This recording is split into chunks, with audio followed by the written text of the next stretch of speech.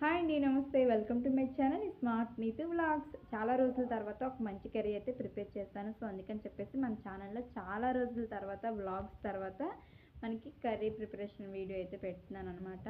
నేను వంకాయ అండ్ ముళ్ళ వంకాయ, గ్రీన్ బటానీ కర్రీని ఇలా సింపుల్‌గా అయితే ఎప్పుడు కూడా కుక్ చేసుకుంటాననమాట. మీలో ఎంతమందికి ఇది ఫేవరెట్ కర్రీయో ఖచ్చితంగా కామెంట్ చేసేయండి. అండ్ మీరు ఏ విధంగా ప్రిపేర్ చేస్తారో కూడా ఖచ్చితంగా కామెంట్ సెక్షన్‌లో చెప్పండి.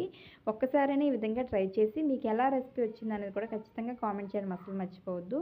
ఫస్ట్ ఒక ప్యాన్లో 4 టేబుల్ స్పూన్స్ ఆయిల్ అనేది యాడ్ చేసుకున్న తర్వాత పోపు దినుసులు నచ్చితే వేసుకోవచ్చు, లేదంటే వెల్లుల్లి రెబ్బలు వేసుకుని అవి బాగా ఫ్రై అయిన తర్వాత ఆనియన్స్, పచ్చిమిర్చి కూడా చిన్న చిన్న పీసెస్గా కట్ చేసుకోవాలి.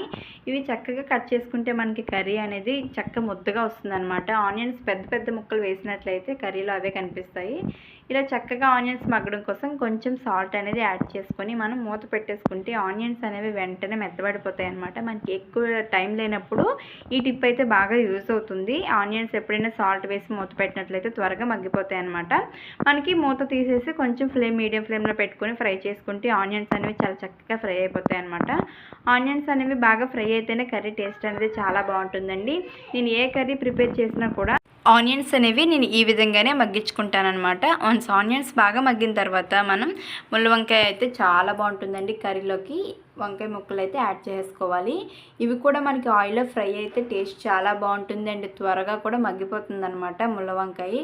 ఇది న్యాచురల్గా పండిన మా చెట్లకు పండిందనమాట. మనం ఊరెళ్ళేటప్పుడు మళ్ళీ ఊరెళ్ళి వచ్చామంటే ఖచ్చితంగా అయితే ముళ్ళ వంకాయలు అయితే తెచ్చుకుంటాం అనమాట. ఎలాంటి పిండిలు అయితే వేసి ఉండవు కాబట్టి మంచి టేస్ట్ అయితే ఉంటుంది. ఎందుకంటే నేను ఆ డిఫరెన్స్ అనేది చూశాను. సో ఇలా ముక్కలు వేసుకున్న తర్వాత మూత పెట్టుకుని కాసేపు ఉంచుకుంటే చక్కగా వంకాయ ముక్కలు కూడా మగ్గిపోతాయి.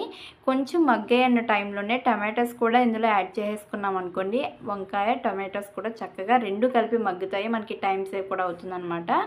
ఇలా సెంటర్లో ఇలా పెట్టుకుని మనకి టమాటోస్ అనేవి బాగా పండినవి ఎర్రగా ఒక 3 టమాటాలు మీడియం సైజ్ కానీ 2 టమాటాలు కానీ వేసుకుంటే కర్రీ అనేది చాలా బాగుంటుంది. ఏ కర్రీ అయినా టమాటోస్ వల్ల కూడా చాలా మంచిగా అయితే అనిపిస్తుంది అనమాట.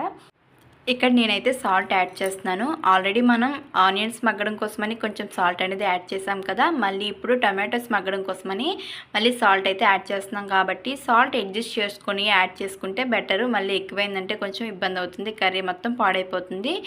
సో తర్వాత మనం బాగా మగ్గిపోయే టమాటాలు అనేవి సాల్ట్ వేయడం వల్ల చక్కగా కలిపేసుకున్నాను. చూసారు ఎంత చక్కగా వచ్చిందో, కర్రీ మొత్తం బాగుంటుందన్నమాట. వంకాయ ముక్కలు కూడా మెత్తగా అయిపోయి ఆయిల్ అనేది ఈ విధంగా సెపరేట్ అయ్యి బబుల్స్లో వస్తుంది చూస్తున్నారా. ఈ టైంలో మనము కొంచెం పసుపు, మనకి కారానికి రుచి ఎంత అయితే సరిపోతుందో రుచికి తగ్గ కారం అయితే యాడ్ చేసుకోవాలి. చిన్నపిల్లలు ఉన్న వాళ్ళైతే కొంచెం తగ్గించి కారం యాడ్ చేసుకుంటే బెటర్. సో ఈ విధంగా అయితే నేను పసుపు కారం కూడా యాడ్ చేసుకున్నాను. పసుపు కారం యాడ్ చేసిన తర్వాత కర్రీ మొత్తం అయితే కలిపేసుకోవాలన్నమాట. మొత్తం కలిపిన తర్వాత మనకి అల్లం ఉంటుంది కదా, అల్లం అనేది చిన్న చిన్న పీసెస్లా తురిమేసుకొని ఈ స్టేజ్లో అల్లం ముక్కలు యాడ్ చేయడం వల్ల కర్రీ బాగుంటుందండి. అల్లం వెల్లుల్లి పేస్ట్ వేసే కంటే ఈ విధంగా అల్లం ముక్కలు చిన్న చిన్నగా స్మాష్ చేసుకొని చక్కగా వేసేసుకుంటే చాలా బాగుంటుంది. కారం అయితే నాకు కొంచెం సరిపోలేనట్లయితే అనిపించింది, అందుకని చెప్పేసి ఇంకొంచెం కారం అయితే యాడ్ చేసుకున్నాను. కారం అనేది చూసి యాడ్ చేసుకుంటే మంచిది. మళ్ళీ ఎక్కువైనా కూడా కర్రీ మొత్తం బాధే కదా.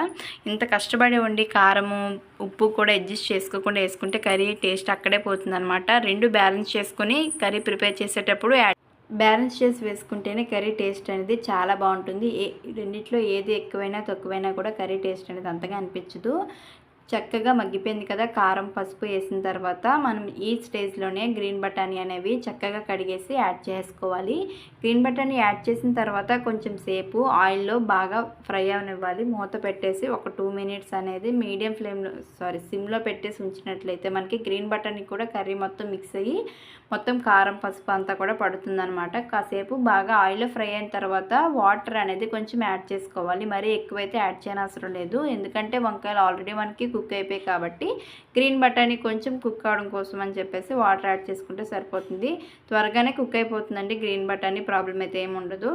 చక్కగా ఈ స్టేజ్లోనే మనకి ఉప్పు కారం అనేది సరిపోయిందో లేదో చూసుకొని యాడ్ చేసుకోవచ్చు అనమాట. ఈ స్టేజ్లో యాడ్ చేసుకుంటే కర్రీకి మొత్తం ఎక్కడ కూడా కారం స్మెల్ రాకుండా పర్ఫెక్ట్గా అయితే సరిపోతుంది. ఈ విధంగా వాటర్ అది వేసేసిన తర్వాత కాసేపు మూత పెట్టేసుకొని సిమ్లో ఉంచినట్లయితే చక్కగా కర్రీ అనేది ప్రిపేర్ అయిపోతుంది అనమాట. మనకి వాటర్ కన్సిస్టెన్సీ చూసుకొని చక్కగా గ్రేవీలాగా అయిందో లేదో చూసుకొని స్టవ్ ఆఫ్ చేసుకుంటే చల్లగా అయిన తర్వాత పర్ఫెక్ట్ అయిన మంచిగా ముల్ల వంకాయ గ్రీన్ బఠానీ కర్రీ అనేది ప్రిపేర్ అయిపోతుంది. నేను ఎప్పుడు ఏ కర్రీ ప్రిపేర్ చేసినా ఇలాగే సింపుల్ మెథడ్లో అయితే కుక్ చేసుకుంటాను అనమాట. అంతే టేస్ట్గా కూడా వస్తుంది. వీడియో ఎలా అనిపించిందో ఖచ్చితంగా కింద కామెంట్ చేయడం అసలు మర్చిపోవద్దు. Thanks for watching. బాయ్.